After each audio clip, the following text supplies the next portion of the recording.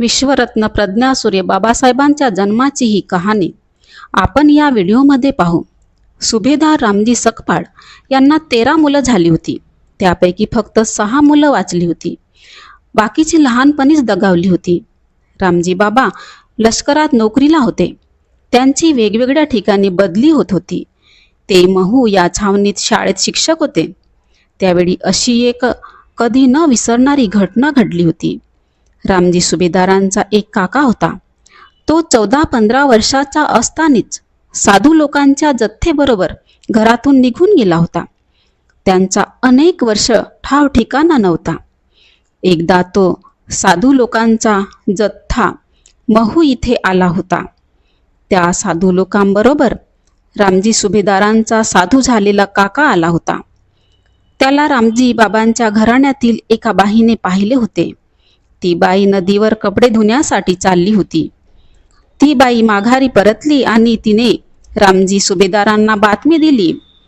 ती बातमी ऐकताच रामजी सुभेदार त्या साधूकडे धावत गेले आणि त्या साधू बाबाला आपल्या घरी येण्यासाठी विनंती केली। तेव्हा तो साधू रामजी सुभेदारांना म्हणाला की सगळ्या सोयऱ्यांच्या मोहपाशात पडणे योग्य नाही। त्या साधूने रामजी सुभेदारांच्या घरी जाण्याचे नाकारले आणि रामजी सुभेदारांना त्या साधूने आशीर्वाद दिला। तो साधू रामजी सकपाळांना म्हणाला की तुम्हाला मुलगा जन्माला येईल आणि तो एक उद्धारकर्ता पुरुष जन्माला येऊन आपल्या घराण्याचे नाव अजरामर करेल। असा पुत्र तुझ्या पोटी जन्माला येईल, अशा प्रकारचा आशीर्वाद त्या साधूने रामजी सुभेदारांना दिला। त्या साधूच्या आशीर्वादावर रामजी बाबा व भीमाबाईची श्रद्धा बसली होती। रामजी बाबा कबीरपंथी, तसे ते आधीचेच उपास तपास करणारे श्रद्धावंत होते।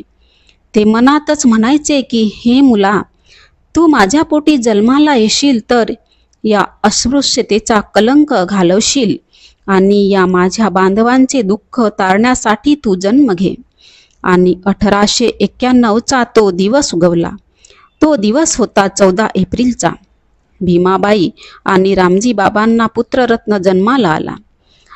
पुत्र जन्माने रामजी बाबांना खूप आनंद झाला आणि मुलाचे नाव त्यांनी भीम ठेवले होते। पण सगळे त्या मुलाला भिवा म्हणायचे। भिवा 6 वर्षाचे असतानाच त्यांची आई भीमाबाई त्यांना सोडून गेली। त्यांचे देहावसान झाले होते। त्यानंतर मातृहीन भिवावर त्यांच्या आत्याने खूप प्रेम केले होते। रामजी बाबांनी मुलांच्या धार्मिक आणि नैतिक विषयांकडे लक्ष दिले